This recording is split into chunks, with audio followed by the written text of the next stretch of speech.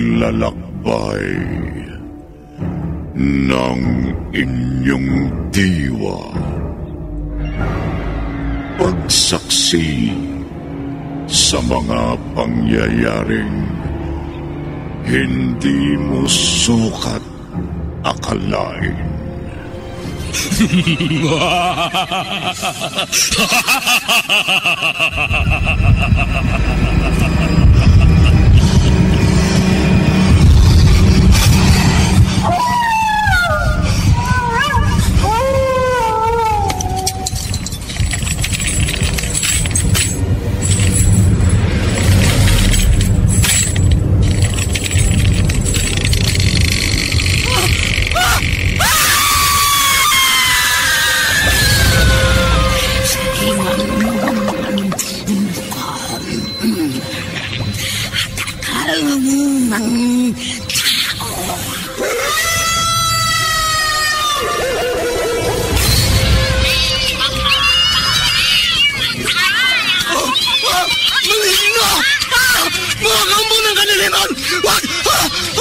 Huwag kayong lalapit sa akin!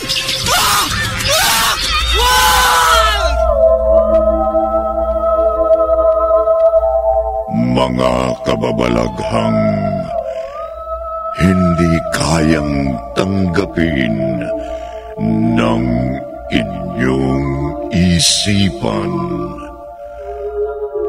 nagaganap tuwing sasapit ang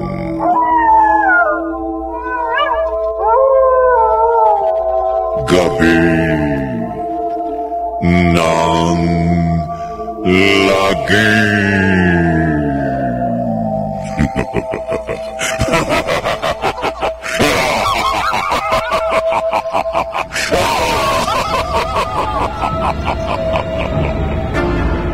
Pinagsamang produksyon ng DZRH at Star City.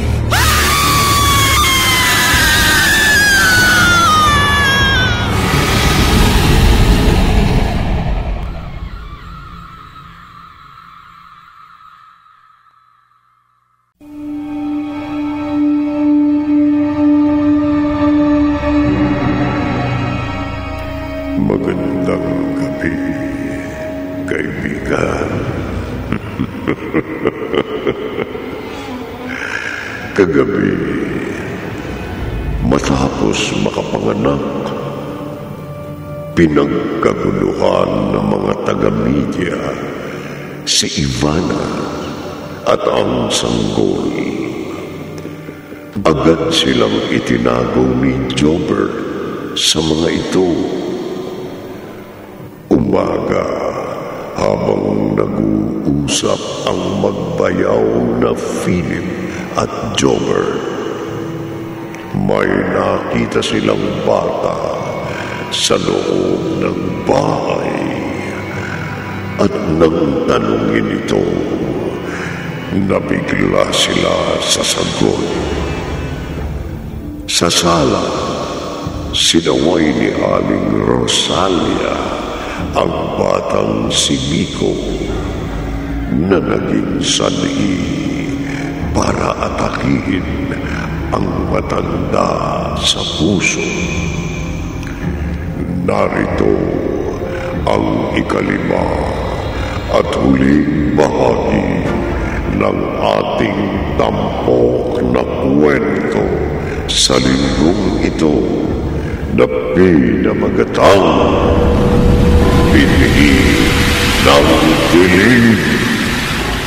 Sa isa na naman gabi ng lagim.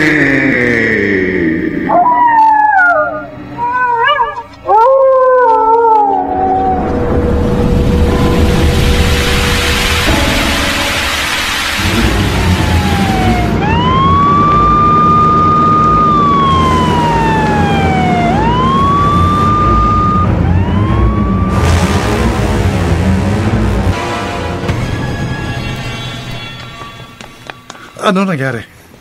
Kumusta na si Nanay Rosalia? Wala kang dapat na ipag-alala. Nasa mabuting kalagayan si Nanay Rosalia. Ha? Hindi na siya dapat na dinala dito ni Jobert. Nagsaya lang siya ng pagod at panahon. Walang sakit si Nanay Rosalia. Ate Ivana? Bakit, Philip? Sabihin mo nga sa akin. Ano ba talaga nangyayari? Huwag mo sabihin hindi mo pa alam. Hindi ka naman siguro bulag para hindi mo makita ang mga milagrong nangyayari. At ang lahat ng ito ay kaloob ng aking Panginoong Lucifer. Ate Ivana? Ikaw, Philip, bakit hindi ka lumapit sa kanya? Ampo? Hilingin mo sa kanya ang kagalingan ng iyong asawa at agad niya yun na ibibigay. Wala kang gagawin, kundi ang sambahin siya at gawin anuman ang iuutos niya, kahit ang pumatay ng tao.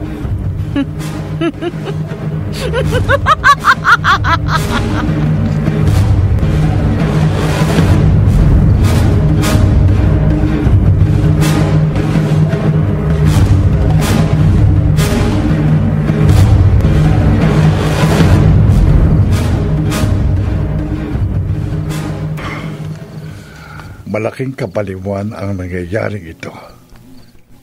Si Satanas, sinasamba ni Ate Ivana? Hindi. Ayoko maniwala.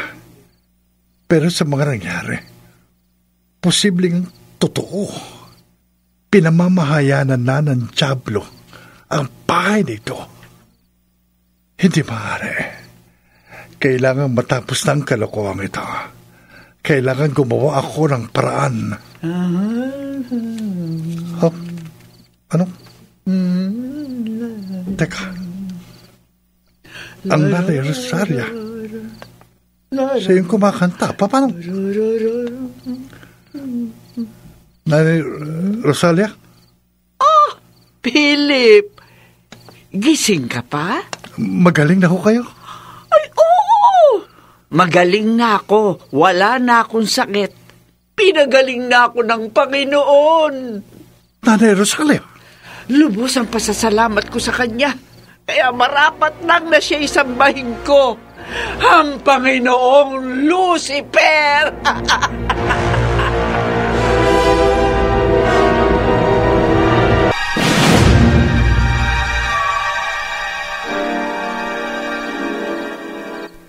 Hindi na ako dapat pang mag-aksaya ng panahon. Kailangan matapos ng kabaliwang ito. Si Father Gaudencio. Siyang makatutulong sa amin. Malapit na ako. Natatanaw ko ng simbahan. Bibilisan ko pa ang pagtakbo.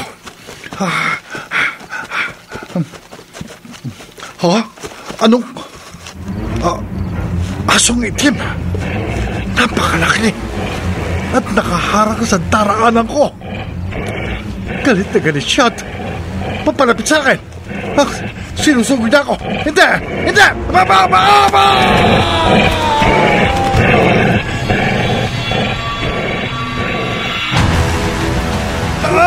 Lumayan sa kampo, Satanas! Sa ngalan ng Diyos, ang pinakamakapangyarihan sa lahat, inuutusan kita. Lumayo ka sa kanya, Panginoong Jesus. Nawayutusan mo yung mga anghel na itakoy ang kampo ng dilim nito. Diyos na makapangyarihan sa lahat.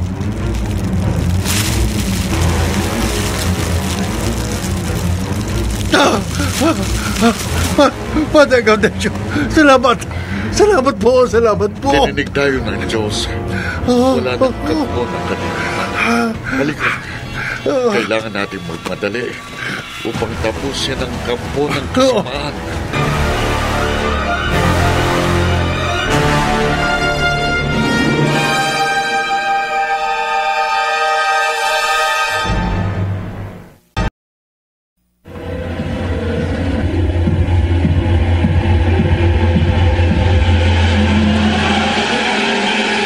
Balikan natin ang kasaysayang tampok sa linggong ito sa isa na namang Gabi ng lagim.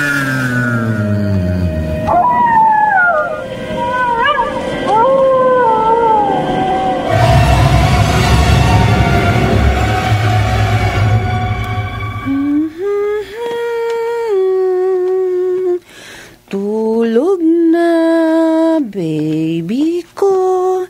Narito ang mami. Kawawang Catherine. Nabaliw. Dahil sa pagkawala ng kanyang anak. Baby ko. Oy! Ikaw! Bakit ka nakatingin sa amin? Naiinggit ka, no? Siguro gusto mo nakawin ng anak ko, no? Alis! Alis dyan! Alis! Alam mo, Catherine, malaki ang papel na ginampanan mo sa buhay namin ng anak ko. Dahil kung hindi dahil sa'yo, hindi magkakaroon ng katuparan ng pangarap ko. Salamat sa sanggol na isinilang mo. Umalis ka, sabi! Alis! Ang kanyang dugo, ang inialay ko sa aking Panginoon. Pinatay ko ang anak mo at inihandog ko kay Satanas. Baliw ka, Ivana! Be! Jobert? Be! Baliw Sige, paalisin mo nga yan. Baliw yan eh. Baliw? Hindi ko akalain na magagawa mo yun. Tulog? Pinatay mo ang anak ni Catherine dahil sa kabaliwan mo. Jobert, nagkakamali ka. Hindi ka baliwan ang ginawa ko. Hindi mo ba nakita? May anak na tayo. Anak ng isang demonyo! Jobert, idilat mo mga mata mo sa katotohanan. Hindi masama si Lucifer. Tinulungan niya tayo. Mapapatay kitang babae ka. Away sila. Tama kayo. Papatayin kita. Iwan ang mami ko! Anak! Ikaw ang mamamatay lalaki. Anak! Wag! Away sila!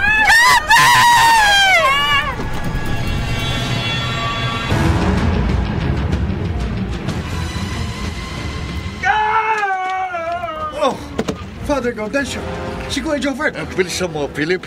Kailangan makarating tayo sa bahay nila bago maging huling lahat.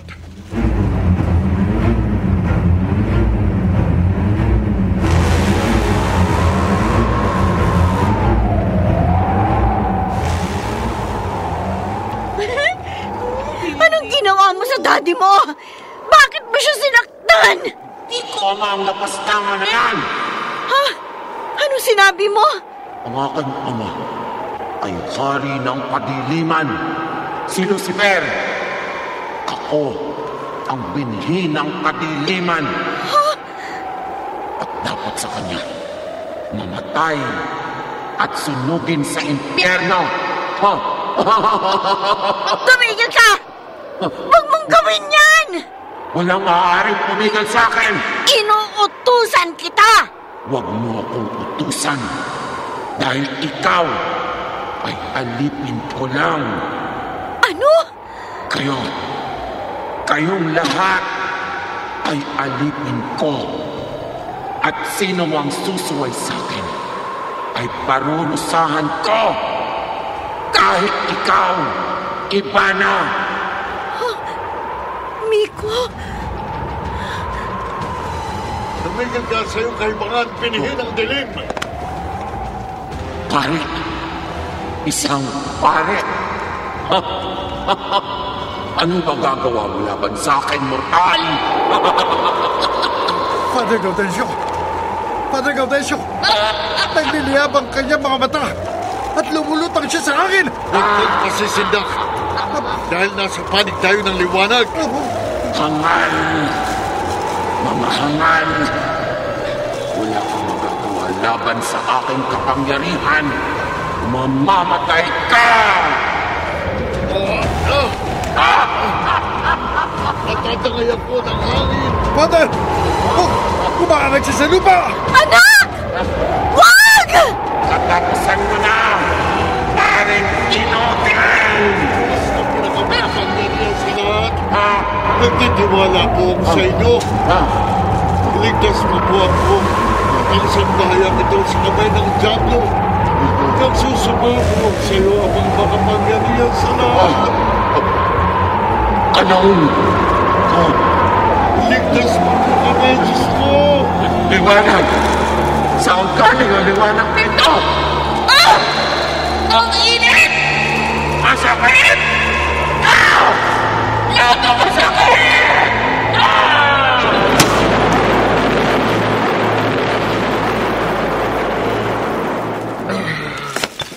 Father, wala na siya.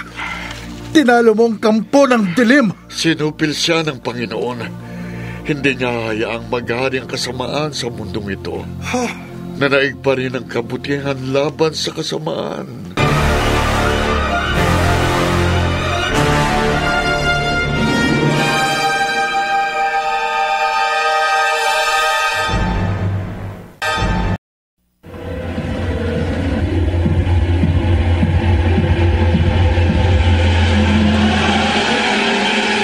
Balikan natin ang kasaysayang tampok sa linggong ito sa isa na namang Gabi ng Lagim.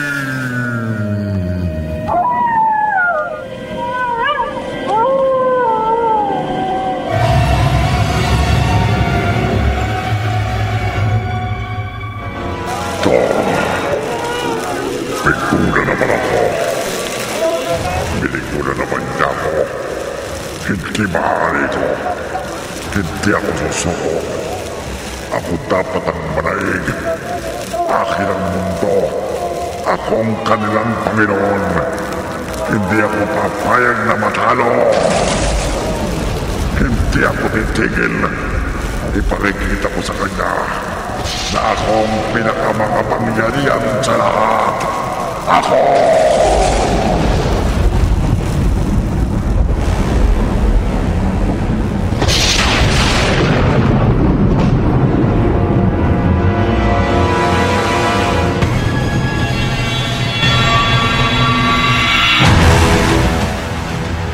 Nagpapasalamat ako sa inyo at lagi ko na naman kayong nakikita dito sa simbahan. Ipinagpapasalamat ko po sa Diyos na nakaligtas tayong lahat sa kamay ng Diablo, Father Gaudencio.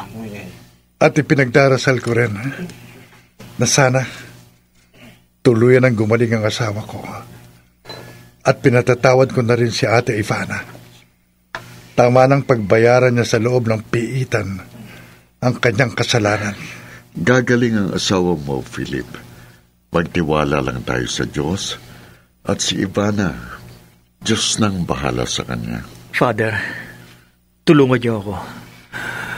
Naipagdasal siya na sana matagpuan niyang kapayapaan sa loob ng piitan at mapatawad siya ng Diyos sa kanyang ginawa. Chopper, laging nakalaan ang pagpapatawad ng Diyos sa mga nagbabalik loob sa kanya.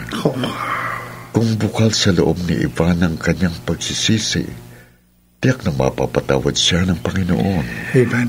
Napakabuti ng Diyos, Father. Oo, Jobert. At gumagawa siya ng mga pamamaraan katulad ng nangyari sa akin na parang binulungan niya ako na puntahan kayo tulungan. Kaya huwag tayong lalayo sa kanya, ha? Oo. Ipagkatiwala natin sa kanya anuman ang mga suliranin at mga pagsubok na dumarating sa atin. Amen. Dahil tanging siya lang ang tunay na masasandigan natin at wala nang iba pa. Amen. Ang Diyos lang. Amen. Amen.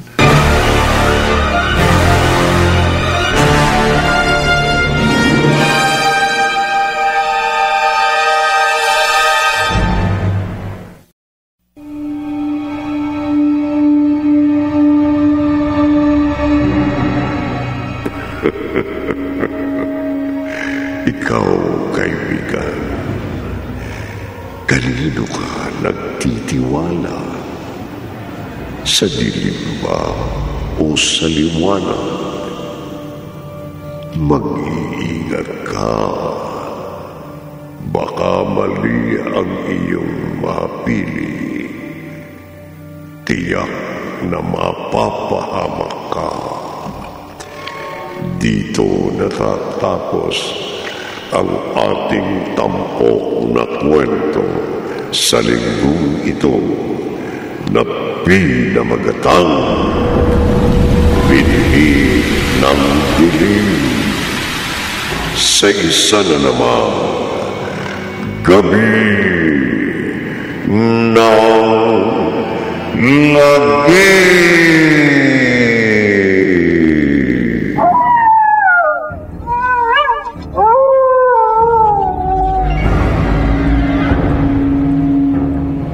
Mga nagsiganap, Chiquit del Carmen Amor, Maynard Landicho Jr., Jeneline de la Cruz, Phil Cruz, Susan Robles, at Bobby Cruz. Naglapat ng tunog, temyon, sa musika ni Buboy Salonga. Supervisyong teknikal ni Bong Muyar at Eric Lucero.